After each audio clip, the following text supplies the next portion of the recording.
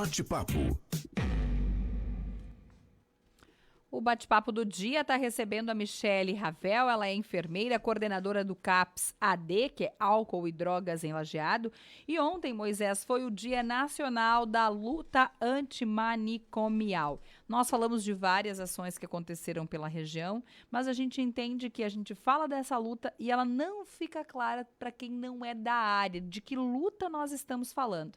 E aí a Michele veio nos ajudar com esse entendimento. Michele, bom dia. Bom dia a todos. É um prazer estar aqui. Obrigada pela essa oportunidade que vocês estão nos cedendo pela Secretaria de Saúde, né? E a gente quer explicar um pouquinho, então, para vocês que isso não é uma luta simplesmente de hoje, né? Isso vem lá de 1978, né? Com a crítica do modelo hospitalocêntrico, naquela mania de que as pessoas tinham de que tem um problema, eu vou levar para o hospital. Então, surge, então, o movimento dos trabalhadores em saúde mental. Eu vou dar uma breve respectiva assim, do que era. Em 87, acontece o segundo Congresso Nacional, né, com um lema muito específico, por uma cidade sem manicômios. Porque era muito triste, né? E nesses manicômios aconteciam muitas coisas que a gente não gostaria que acontecesse com o ser humano. Que o tratamento era com choque, o tratamento não era de medicações, né? E a pessoa ficava lá.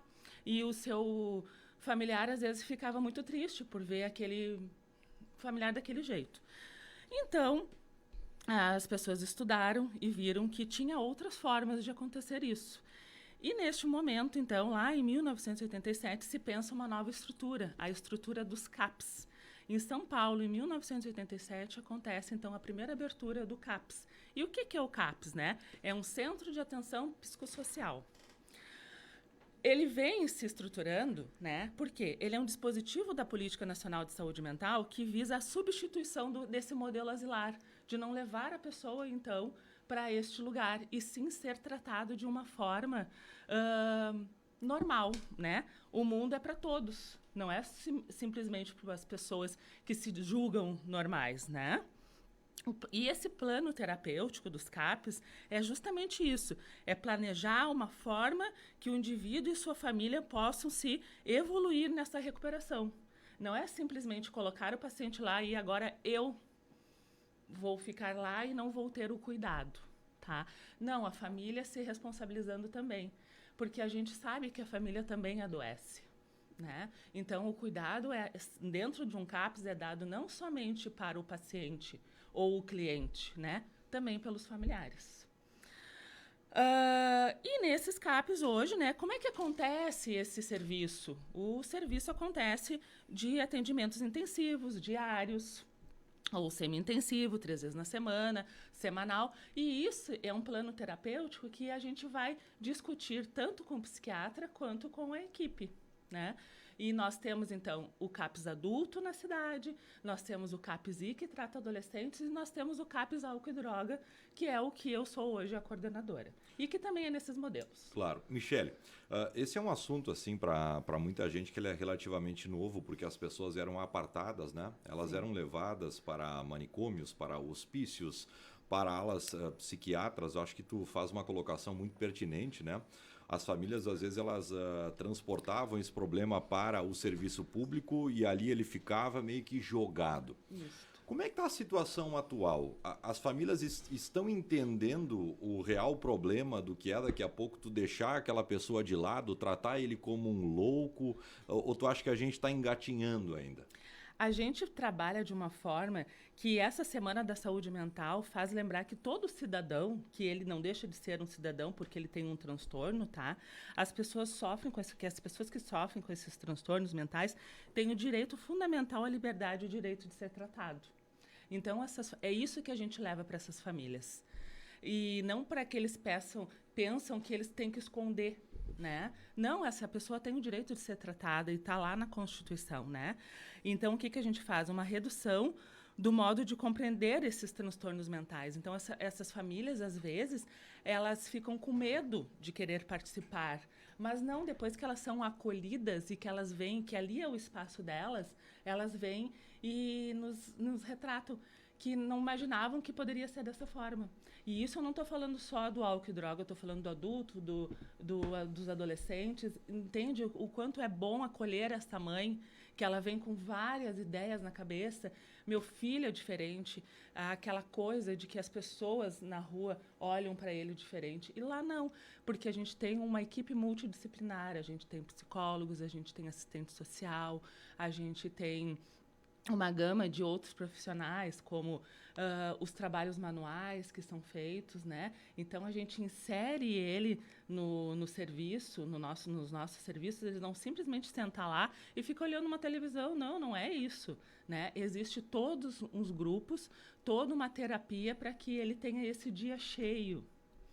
É dessa forma que a gente age. E também com esse familiar sempre se comprometendo. Michele, hoje não há mais no Brasil essas casas como antigamente se chamavam, um hospício, um manicômio, não há mais esses lugares. Acreditamos que não. Não, tá? a lei diz que não deveria ter. Não deveria ter. O que nós temos são internações, tá? Que ainda que são casas que têm que alguns pacientes precisam estar lá. Na tá? ala Que psiquiátrica, são os né? residenciais, tá? Terapêuticos. Não hospitais. Não hospitais. São casas de residenciais terapêuticos que daí são fornecidos pelo Estado, e no caso aqui a 16ª Coordenadoria, que nos ajuda muito nisso, né? Que ainda existe estão comentando que é para cair, mas a gente ainda precisa, porque tem alguns que a gente sabe que precisam desses residenciais, mas são casas totalmente diferenciadas, que são visitadas e que são regularizadas pelo Estado, né? Não mais como no passado. Como no passado. Se eu te pedisse, Michele, para nosso ouvinte entender, quando a gente fala da luta antimanicomial, quais são as pessoas que estão inseridas? Exemplos de condições, eu não sei nem se a palavra é doença, mas condição, síndrome, que é um público que está dentro dessa situação. É muito difícil aqui dar diagnóstico, tá? Porque tudo isso é feito dentro de um acolhimento. Porque o que acontece? Geralmente, o médico atende e o médico entende, vê aquele diagnóstico e vê aquela situação. Então, ele simplesmente encaminha para um CAPS, né? Eu estou falando da saúde básica, tá? E que ele vê que aquele paciente, aquele cliente tem aquela situação, ele encaminha. E lá nós temos profissionais especializados, como os psiquiatras. Ele dá o diagnóstico, ele diz, ele precisa ser tratado aqui. Então, é através do acolhimento dentro do serviço especializado que a gente vai dizer se ele pode ou não. Mas lá na atenção básica já é visto isso, né? Então, na atenção básica, nos postos de saúde, é que é feito esses encaminhamentos. Mas se eu te pedisse um exemplo, e até quero que tu me ajude nesse sentido, é uma doença? A gente pode chamar de doença, condição, síndrome? Pode falar de síndrome, de doença, de diagnósticos que o médico... Ali nós temos os esquizofrênicos, tá? Nós temos pacientes que têm que não é um TDAH, mas é um TDAH mais leve, mais forte, que hoje está muito em voga de falar isso, daí é tratado também, né? O que mais que a gente pode falar?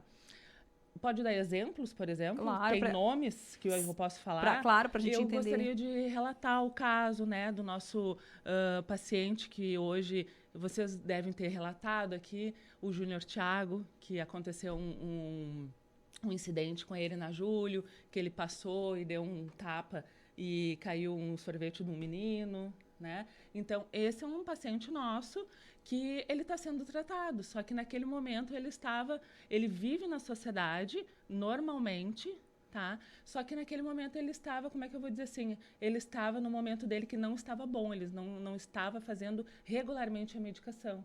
E a gente faz essas buscas ativas, né? A busca ativa, o que significa? Trazer o paciente de volta para o seu tratamento, né? E naquele momento a gente estava fazendo esse resgate, então por isso ele estava um pouco nervoso naquele momento. Eu fiz essa pergunta para a gente entender, né? Porque, Moisés, nós crescemos rotulando essas pessoas, né? Como diferentes, como loucos e outras tantas expressões. E para a gente entender quais são as pessoas, quais são os diagnósticos que estão dentro dessa luta antimanicomial. São problemas que estão enraizados, né? E a gente tem esse costume de esconder, de achar que isso é feio. Não, vamos lá, deixa ele de lado, coloca ele num quarto. Antigamente se colocava num quarto, né? Desliga a luz daquele quarto, coloca aquela pessoa num quarto escuro, né? Daí tu imagina como é que aquela pessoa vai evoluir, vai melhorar, ela vai piorar cada vez mais. Agora, Michele, em relação principalmente ao CAPS, álcool e drogas, como é que está a situação? É um contingente muito alto de pacientes que vocês recebem toda semana? Como é que tu enxerga nesse momento aqui na cidade de Lajeado? Nós estávamos no programa de Cara Limpa esses dias à noite, né? E eu relatei os números, né? De mais ou menos de janeiro até maio, metade de maio estamos, tá? A gente fez em torno de mais ou menos 2.800 atendimentos, tá? E isso nos dá mais ou menos de 15 acolhidas por dia. Quando o paciente chega e ele diz para ti, eu preciso de atendimento. Tá, mas daí tu fala de 2.800 pacientes diferentes? Não, eu estou falando atendimentos. De álcool e droga. Tu me perguntou de álcool e droga. Perfeito. Diferentes. São pessoas diferentes? São pessoas diferentes. Nossa. São pessoas diferentes. Número alto. Que vêm para atendimento. E são essas pessoas, Michele, que vão lá pedir ajuda ou elas são conduzidas por um familiar? Às vezes pelo familiar e às vezes Indiferente, sozinha. tá. Indiferente. E esses atendimentos que eu estou falando é em torno de psiquiatra, atendimento psiquiátrico, atendimento médico, atendimento de acolhida e atendimento com os psicólogos, tá? E a faixa etária, Michele? A faixa etária tem desde os 18 até os mais velhos, entre 60, 65, até 70, por causa do alcoolismo. O principal problema é o álcool. Começamos com álcool, mas não é o principal problema. Hoje o crack e a cocaína está muito enraizado na nossa cidade. Coisas que a gente nem imagina, assim. De uso cocaína, não é... Claro que o estopim é o álcool. Daí eu vou para a cocaína e a cocaína já não me traz mais o benefício que eu gostaria, né? O benefício que eu quero dizer, ele não entra naquele estado que ele gostaria e ele vai para o crack. É triste. E assustador, porque Assustador. a gente costuma falar muito aqui, às vezes a gente vive numa bolha, a gente está numa bolha, a gente não vê, e aí a gente acha que não tem. E hoje em dia, talvez, porque as pessoas não têm tantas informações, existe medicação, não estou dizendo que todo mundo tem que ser medicado, não é isso, né? Que pode te melhorar a tua situação, tua condição, da tua ansiedade, né? Da tua forma de ver o mundo, através de uma consulta, e as pessoas usam um estopim mais fácil, que é o álcool e a cocaína. Que é mais, parece que é mais barato, é mais fácil, o acesso está mais fácil, né? Eu iria lhe perguntar isso, justamente isso. É porque o acesso é facilitado? É facilitado. É muito fácil. É muito fácil. Eu vou falar em valores e o que eles nos trazem, né? R$20 eu compro um pouquinho. E eu não gosto de falar em valores, não gosto de falar essas formas, mas infelizmente é o que eles nos trazem. E daí isso é suficiente para um dia, por exemplo? Não é suficiente para um dia, é 20 em 20, né? Eu, naquele momento, eu estava com aquela sensação ruim, eu melhorei um pouco, eu consigo trabalhar. Meu Deus. Eu consegui mais um pouco, lá no meu serviço me disseram uma coisa que eu não gostei, eu vou lá e volto. Então, parece assim que a cocaína hoje, ela está sendo a bengala das pessoas. E o vazio emocional também. E Michele, a pessoa que está passando por essa situação que você relata, né? Porque olha que grave que é. Eu ouvi uma coisa no meu trabalho que eu não gostei, eu me abalo tanto que eu não consigo seguir a minha vida sem ter esse artifício, essa bengala. Essa pessoa, ela consegue entender que esse não é o caminho, procurar ajuda? Ou aí a gente vai precisar de um familiar, uma pessoa próxima? Às vezes ela consegue entender, tanto é que ela vem sozinha ao acolhimento. Tem esse perfil. Às vezes é a mãe e o pai que entendem que não tá difícil a situação. Mesmo que seja pessoas com mais idade. Já teve pessoas com 40 e poucos anos que o pai e a mãe levou, né? Não aguento mais, a situação tá assim, tá assado. E a situação qual é que é a situação? É vender as coisas de casa. É estar de uma forma que não apareceu 3 ou 4 dias no serviço, né? E gente, eu coloco isso, mas a gente tem que entender também que a gente não está aqui querendo aí que está o grande empoderamento do nosso serviço. Quando chega para nós, a gente trabalha de uma forma que a gente não julgue, tá? Porque a gente não sabe o que aconteceu lá atrás. O porquê que hoje R$20 é um motivo para eu estar usando. O vazio, como eu disse, o vazio emocional traz as pessoas hoje para fazer esse uso. Eu não estou justificando por que eles usam. Mas a gente tem que pensar na estrutura familiar também. E isso faz com que a gente não julgue. Porque é muito fácil a gente sentar na tua frente, mas que absurdo, porque tu escutou uma coisa lá no teu serviço. Mas tu não sabe a carga que teve emocional lá, naquela noite na tua casa, com o teu filho, com o teu esposo, com o que seja. Com a tua mãe, com o teu pai, né? Como é que tu foi criado? E às vezes as pessoas se abalam emocionalmente, escutam coisas que não gostariam de escutar. Então a nossa sociedade hoje ela está muito imediatista, né? E o celular hoje faz a vida ficar feliz, né? Eu só mostro coisas felizes nessa. E daí eu olho aquilo e digo, poxa, mas a minha vida não tá assim. Por que a vida não tá assim se ela fez a mesma coisa que eu? A vida é bem diferente. A vida real é bem diferente da vida do Instagram, da vida do Facebook, da vida da rede social. Ela é uma vida cheia de frustrações, ela é uma vida cheia de dificuldades, né? De um caminho pedregoso, às vezes. E essa intolerância à frustração que tu cita, né? E daí daqui a pouco alguém que esteja trabalhando, ele recebeu uma notícia que não é tão boa, ele não soube lidar com aquele problema e ele vai recorrer ao uso de drogas. Então, isso é um grande problema. É um grande problema essa intolerância à frustração. Claro que lá na base também ele pode ter tido vários problemas. Sim. Mas daí cabe entrar o CAPS, né? Sim. Fazer uma investigação, alguém que se submeta a realmente entender um pouquinho por que ele está sempre consumindo álcool, Sim. ele está consumindo cocaína, ele está utilizando crack. E essa é uma regressão, né, Aline? Quando o cara começa a subir de escala na hora do consumo, começa no álcool, vai para a cocaína, vai para o crack, depois começa a utilizar drogas ainda mais... Essa é uma regressão, né? Ele vai cada vez piorando mais. E eu acho que a gente cumpre um papel extremamente importante com a vinda da Michelle aqui, porque a gente fala para as pessoas que é cômodo a gente julgar o outro, dizer, não, mas eu passei por tudo isso e não usei. Tá. Sim, ok, que bom, Que bom, graças estejamos a Deus. felizes por tudo isso, né? O fulano é fraco, sim, tudo bem, e como que a gente vai fazer para ajudar, né? Porque, de novo, eu acho que eu não tenho outra expressão, eu falo disso, inclusive, no editorial de mulher, né? No meu lugar de privilégio de fala, da estrutura familiar que eu vim, essa não foi uma realidade, que bom.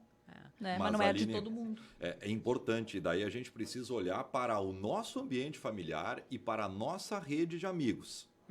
Dificilmente a gente vai ter uma família em que alguém não foi consumidor de droga, de que alguém não teve problema com álcool, de alguém que não sofreu de depressão. Abusos. Então a gente tem uma série de preconceitos. Vamos olhar para o nosso ambiente familiar. Será que a gente não teve? Olha... Eu olho para mim e eu vejo que no meu ambiente familiar eu tive vários desses problemas e alguns ainda assim. Sim. Principalmente com álcool, com droga. Então, eu gosto de olhar. Vamos olhar para a nossa rede. Será que... Claro que a gente tem. Não, mas o fato mas o fato da gente não ter conduzido a nossa vida dessa forma para hoje tá fazendo. Sim. Que bom. Ótimo, Agora, ótimo. eu dizer que, eu tive casos na minha família e eu não usei, e eu não precisei, e eu sou forte, e o outro que se dane é não olhar pro outro e não fazer a virada de chave, né? Eu acho que se eu tive forças para não usar o álcool, não usar a droga, que bom, né? Que bom. É uma pessoa a menos para precisar de apoio lá do CAPS. Mas se alguém não teve essa força, não sei nem se essa palavra é força, né? Mas essa condição... A gente também tem que olhar para essa pessoa sem julgamento, né? Eu acho que... Mas eu tenho a sensação que quase todas as esferas, às vezes a gente se perde nesse lugar de julgador, né? De julgar a vida alheia, de julgar a rede social, né? A frustração, porque não pensa também que nós, profissionais, não ficamos nessa esfera do julgamento, de frustração. Porque o que acontece? Às vezes ele faz o tratamento, ele desintoxica, ele vai para o CT, né? Que é o centro que a gente tem. E o que acontece? Ele recai. Daí tu fez todo um trabalho e daí tem a recaída. Esse índice é alto, Michelle? Sim. Sim. Sim. a gente tenta fazer com que ele não seja alto, com muita conversa, né? O hospital pega, ele desintoxica, dali a gente já sai, né, pro nosso centro terapêutico, com conversa com psicólogos, com a nossa conversa, com os familiares. Mas só quando ele chega no momento, e daí isso tá na lei, que ele diz, eu não vou, eu desintoxiquei, eu acho que eu tô bem, e eu não vou pro centro terapêutico porque eu não posso obrigar. É uma decisão. É uma decisão do paciente e do familiar. Eu não posso botar ele simplesmente agora dentro de um carro, vai para o CT e fica lá 4 meses que eu quero que tu fique. Não. Porque lá dentro do CT também acontecem as evasões, né? Então, existe, sim, é alto, sim. A gente tem um índice bom de pessoas que querem, mas tem um índice bom de pessoas que não querem. E daí acontece aquilo. Às vezes o familiar se cansa e existe um círculo, né? Eu fiz tudo o que eu podia fazer. É uma virada, como tu disseste, a virada de chave. Eu fiz tudo, agora eu não aguento mais. Então, o que acontece? Ele vai para a rua. Ou ele vai, então, ficar no abrigo. Michele, antes de fechar, mais homens ou mais mulheres? Qual é a realidade hoje? Mais homens, mas temos um índice grande de mulheres também. Mas daí, a mulher, ela já está... eu não posso dizer, né, dizer que é só o álcool para a mulher, mas... É de tudo, mas ainda hoje é mais homens. A mulher, ela... Como é que eu vou te dizer? Ela chega até o final, ela é mais...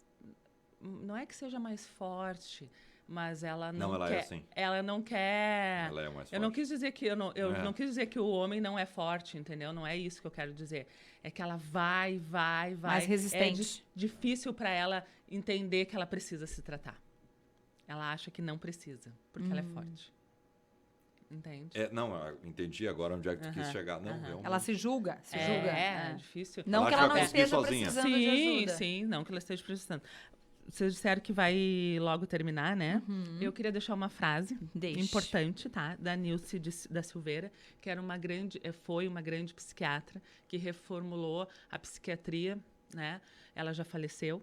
Mas ela disse que o que melhora o atendimento é o contato afetivo de uma pessoa com a outra e que cura é a alegria e o que nos falta é a falta de... que a gente tem que deixar de ser preconceituoso quando a gente enxerga uma pessoa diferente, né? Então, o julgamento, o preconceito...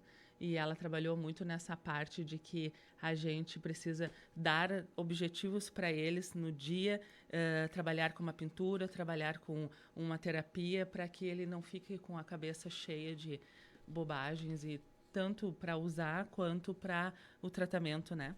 E se alguém quer entender um pouquinho mais, eu também faço uso das palavras aqui para indicar um livro que é muito importante, que Codependência Nunca Mais, Pare de Controlar os Outros e Cuide de Você Mesmo, tá? É um livro muito especial que a gente usa todos os dias. Todos deveriam ler. Muito bem. Que assunto profundo, né, Aline? Porque a gente está falando de um país em que o índice de depressão, por exemplo, que é uma doença mental gravíssima, é muito grave, é alto, é um dos maiores do mundo. As pessoas têm dificuldade em tocar a vida, em levar a vida, em trabalhar, em ter um clima afetivo interno, familiar, entre os amigos também. Fica tudo mais complicado, né? Para quem está depressivo, para quem está com esse tipo de doença mental que a gente precisa tratar e olhar com menos preconceito. Eu acho que isso é fundamental. Michele, muito obrigada. Até a próxima. Muito obrigada. Conversamos um pouquinho hoje com a Michele Ravel, ela que é enfermeira, coordenadora do CAPS, Álcool e Drogas de Lajeado, 9 horas e 4 minutos, Moisés. Voltamos.